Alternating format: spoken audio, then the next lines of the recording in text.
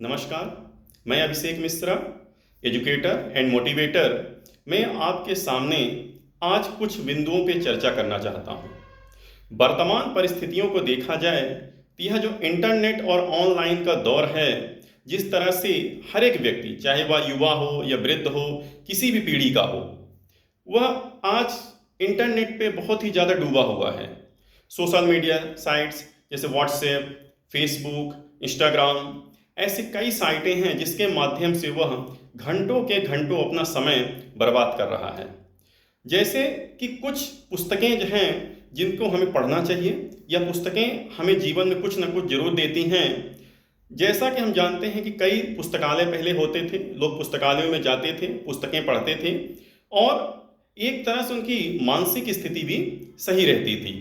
किंतु जिस तरह से वर्तमान समय चल रहा है, अधिक से अधिक लोग कम से कम घंटों के घंटों अपना समय इंस्टाग्राम में रील देखने में बर्बाद कर रहे हैं। उसमें उसमें कुछ बेरोजगार भी हैं, कुछ ऐसे लोग हैं जो रिटायर हो चुके हैं, कुछ वो लोग हैं जिनके पास कुछ काम नहीं है तो रील ही देखे जा रहे हैं।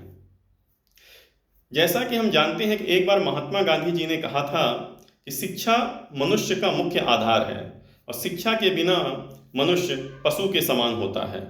इसीलिए हम कहते हैं कि हर एक व्यक्ति को शिक्षित होना चाहिए और जागरूक होना चाहिए। और मैं कहना चाहता हूं कि हर एक व्यक्ति जो घंटों रील देखने में इंटरनेट बर्बाद करता है, 300-400 रुपये नेट में बर्बाद करता है, वह एक पुस्तक प्रत्येक महीने खरीदे और उसे पढ़े। उसे कुछ न कुछ उसे ज्ञान ही प्राप्त होगा। आज पुस्तक की चर्चा हम करते हैं, जो कि मैंने 2 पुस्तकें मंगाई हैं। एक पुस्तक है मुंशी प्रेमचंद, जिन्हें हम उपन्यास सम्राट के नाम से जानते हैं। इनकी पुस्तक है गबन। जैसा कि हम जानते हैं, मुंशी प्रेमचंद का मूल नाम जो है धनपत राय है। 31 जुलाई 1880 को बनारस के लम्ही नामक गांव में इनका जन्म हुआ था तथा 8 अक्टूबर 1936 को एक लंबी बीमारी के कारण इनका निधन हो गया था। इन्होंने कई उपन्यास लिखे हैं, गोदान, गबन, रंगभूमि, कर्मभूमि। उनमें से उसी श्रेणी में मैंने एक पुस्तक मंगाई जिसका नाम है गबन। आप सभी से निवेदन है, कृपया ये जो हमारे लेखक हैं, जो कवि हैं, जिन्होंने अमूल्य किताबें लिखी हैं, उसको पढ़ें। और दूसरी किताब है जो कि एक बेहतरीन लेखक जिनका नाम है धर्मवीर भारती, उनकी पुस्तक है गुनाहों का देवता। यह भी एक बेहतरीन कृति है।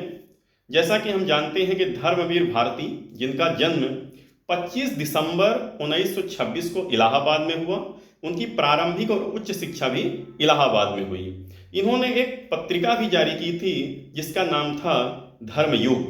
इन्होंने कई कविताएं, कहानियां, उपन्यास, नाटक, निबंध, आलोचना, अनुवाद तथा विधाओं में अनेक लेखनियां लिखी हैं।